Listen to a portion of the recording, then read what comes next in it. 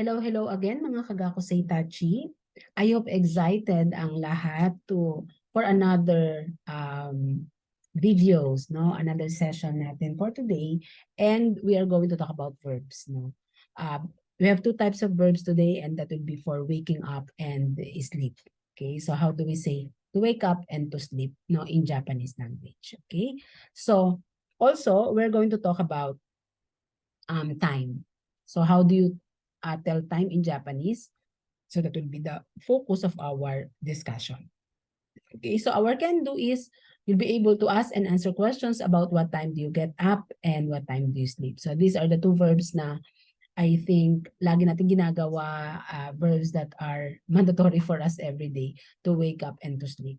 Okay, so um, this video will be very helpful, particularly those who are planning to work in Japan, kasi it will be a common knowledge for us to understand what should be the time for you to wake up if may work ka and to sleep if may work ka rin kinabukasan. Okay? Now, let's talk about jikan. And jikan is times. Times. And how do you ask what time is it now? You say, ima nanji desu ka? Now is ima and nanji is the interrogative word what time. Now, we have two types of time. One is adverb of time. Ito yung walang numbers. And the second one is specific. So ito yung 1 o'clock, 2 o'clock, 3 o'clock. So those are specifics. So when you say adverbs of time, ito yung mga hindi specific, pero pwede rin siyang maging sagot, no? So mga tanong na anong oras na? Kasi sa Tagalog, when you say, anong oras na ba? Parang ano na magtatanghali na. Yon. So, adverb of time yon. So, wala siyang specific na time. Okay? So, in Japanese, asa is morning, hiru is afternoon, and yoru is night. Asa, hiru, yoru. And then, meron silang AM and PM. Gozeng is AM and gogo is PM.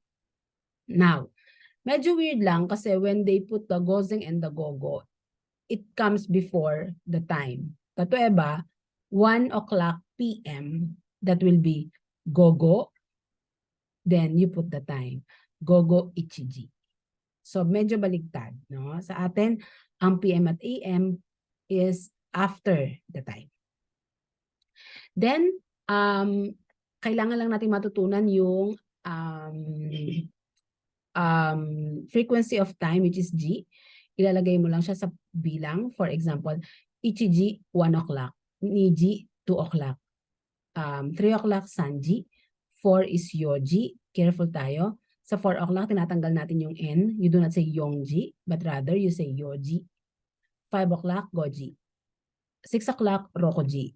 For the 7 o'clock, shichiji, hindi siya nanaji. It should be shichiji. Okay, medyo special. Meron tayong tatlo kasing special here eh.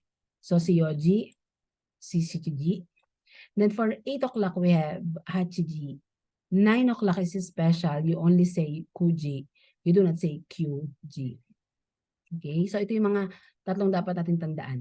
Okay, so si yoji, si shichiji, tsaka si kuji. Then for 10 o'clock, we have juji.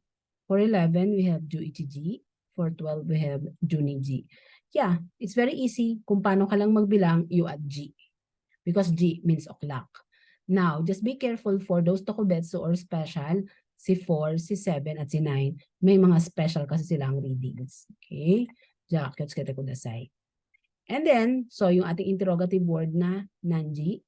Okay? And for the minutes, okay, meron tayong ways on how you can be able to memorize the different ways on how the proper pronunciation of minutes. Kasi it can be F, it can be double P, it can be single P. Okay? But this time, let's talk about muna itong tatlo. Okay? So si 15, si 30, at saka si 45. So pag 15 minutes, jugo fun. Kasi 15 is jugo, tama? Jugo. And then you add fun to make it 15 minutes. Jugo fun. For the 30 minutes, since siya ay half of the clock, you can simply say hang kung ayaw mo ng sanjupun. Remember, sanjupun is double P. Lahat ng nagtapos na minutes sa 0, 10, 20, 30, 40, 50 are all double P sounding. Tandaan na lang natin yun. For example, you say 1, okay, ito na lang, 4:30. 4:30. So you can say yoji hang or yoji sanjupung. If okay sa'yo ang mas longer version. Okay? Then for the 45 minutes, we have yonjugo fun, yonjugo fun, okay, for 45 minutes. Okay? So ito lang muna ang ating tandaan. Itong tatlong ito. Okay, now for us to really learn how to properly pronounce those kotoba or vocabularies, let us try to listen. First, hi. 時間 A 朝、 B 昼、 C 夜、 D 午前、 E 午後、 F 1時、2時、3時、4時、5時、6時、7時、8時、9時、10時、11時、12時、何時 G 15分、30分、半、45分。Alright. Okay, so that's the end of our telling time. So ano ang mga takeaways natin, no? Madami.